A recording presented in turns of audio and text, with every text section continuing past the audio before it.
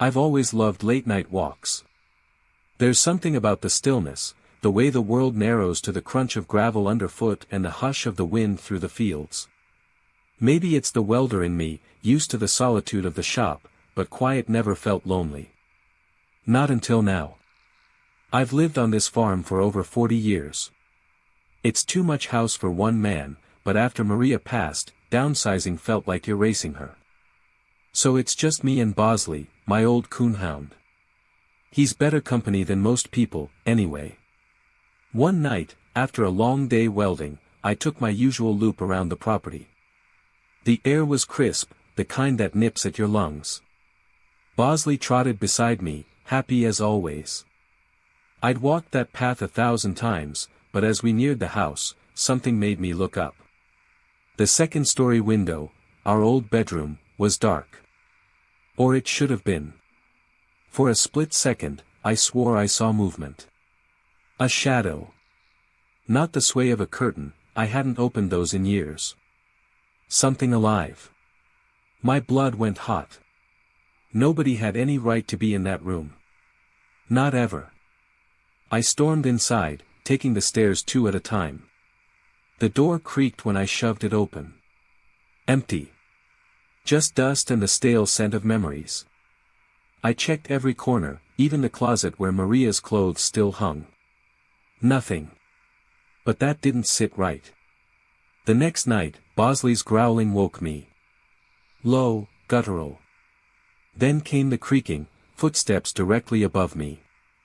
My hands clenched. I thought about the rifle in the den, but I wasn't some shaky-kneed old man. If someone was up there, they'd regret it. Flashlight in hand, I charged upstairs. Again, nothing. Just the same hollow room. That's when the dread started creeping in. By the third night, I knew I wasn't imagining things.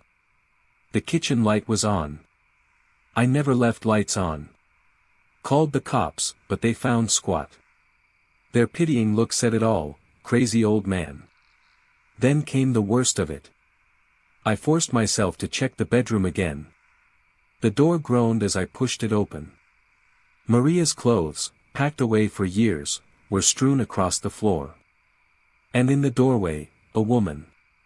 Too short to be Maria. Too real to be a ghost. She just stared at me. I lunged. She bolted, down the stairs, out the door, into the dark. Bosley and I searched for hours. Not a footprint. Not a whisper. After that, sleep was impossible. Every rustle was her. Every shadow, her eyes. I slept with my rifle loaded. Then, one night, I saw her outside. Just a silhouette by the fence, watching me through the window. I fired 2 shots into the sky. She vanished. But I know she's still out there. Waiting. Bosley's the only thing keeping me sane. If she comes back, well, I won't miss next time. Working catering means I'm always on the road late. By 2 a.m., my body's a mess of caffeine and exhaustion, too wired to sleep but too drained to care. That night, I was driving home in my own car for once, craving fries like they'd solve everything. The McDonald's off the highway was my usual pit stop, empty except for a few cars in the drive-thru. Then I noticed the van. An old Volkswagen, windows tinted black, parked crooked in the far corner of the lot. No one sat inside. No lights on. Weird, since the dining room was closed. I shrugged it off, probably some night owl eating in their car, but the way it was backed in, like it was watching, made my skin prickle. I got my food and left fast. I didn't want to go home yet, so I headed to the nature preserve. It's this wooded mountain with a lookout point where me and my friends used to hang out. The place was closed after dark, but the access road was still open if you knew where to turn. The gravel lot was empty when I pulled in. Or so I thought. Headlights cut through the dark behind me. The Volkswagen. Same rusted bumper, same crooked parking job. My stomach dropped. Coincidence? Maybe. But when the engine shut off and no one got out, I grabbed my phone and called my friend Sebastian. "Dude, just come. Something's not right." Sebastian showed up 10 minutes later, laughing at me for being paranoid. We started hiking up the trail, but I glanced back before the trees blocked the lot. All 4 doors of the van were open. 4 guys stood in a silent huddle, staring at nothing. Not talking. Not moving. Just waiting. Sebastian saw them too. His smirk vanished. We booked it to the lookout, trying to shake off the dread. The city lights usually calmed me, but not tonight. Then we heard voices. 3 guys stumbled up the path, passing a blunt. The leader, tattoos, nose ring, grinned at us like a shark. "Y'all wanna smoke?" Sebastian said no. One of them laughed. "Pussies." I blurted, "Why'd you follow me from McDonald's?" The grin died. All 3 went rigid. "I work there," Nose Ring said slowly, yanking up his hoodie to show the uniform underneath. "We come here every night." Bullshit. I'd never seen them before. Then Sebastian elbowed me. "Where's the 4th guy?" We turned. Between the trees, barely visible, the missing man stood watching us. Something glinted in his hand. We ran. Footsteps pounded behind us. Branches snapped. I didn't look back. Sebastian's car peeled out first. I fishtailed onto the road, rearview mirror full of headlights. They chased us halfway to town before vanishing. Next morning, we went back to McDonald's. Showed a manager the photo Sebastian had snapped. The guy paled. "That's Ryan. Got fired months ago for stalking his ex, she still works here. Cops put a restraining order on him, but he keeps lurking in the lot. Watching." My blood went cold. That van hadn't been there for fries. And that 4th guy? The one hiding in the trees? Ryan's ex recognized him too. His brother. Did time for assault. I haven't gone back to that preserve. Or that McDonald's. But sometimes, late at night, I see headlights behind me. And I floor it. I grew up in a quiet town in Pennsylvania, where finding things to do was always a challenge. Back in high school, my friends and I had a strange habit of sneaking into abandoned buildings, exploring the decay and mystery they held. It wasn't until years later that I realized how popular urban exploration actually was. At the time, it just felt like our own little thrill-seeking adventure. One of our favorite spots was an old church just outside town.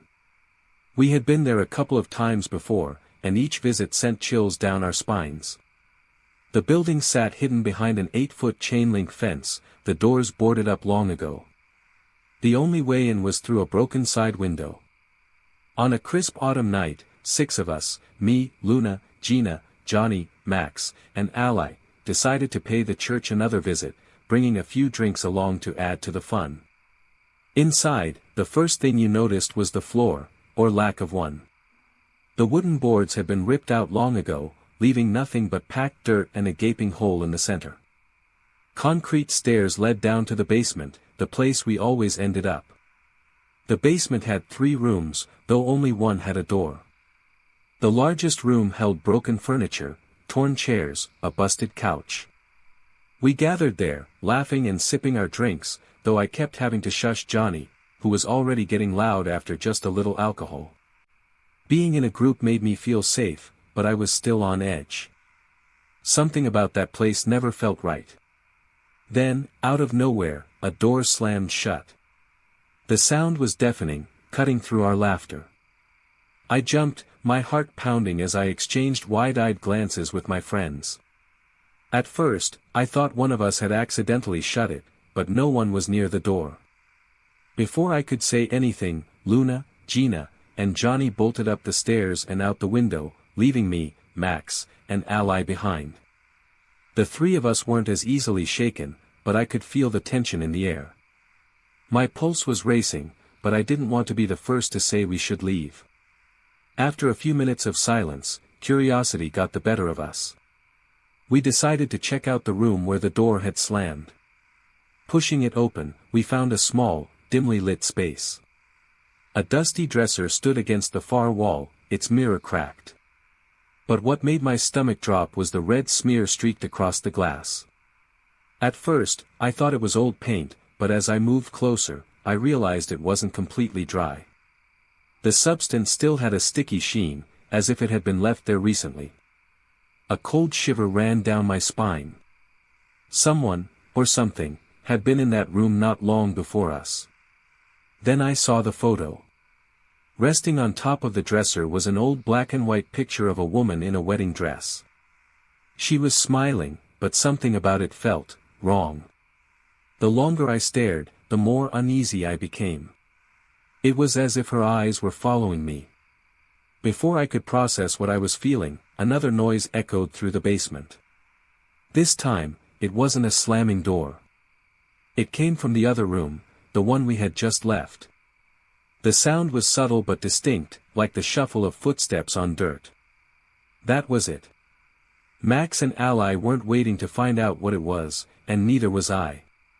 We grabbed our things and ran, scrambling through the window and climbing back over the fence.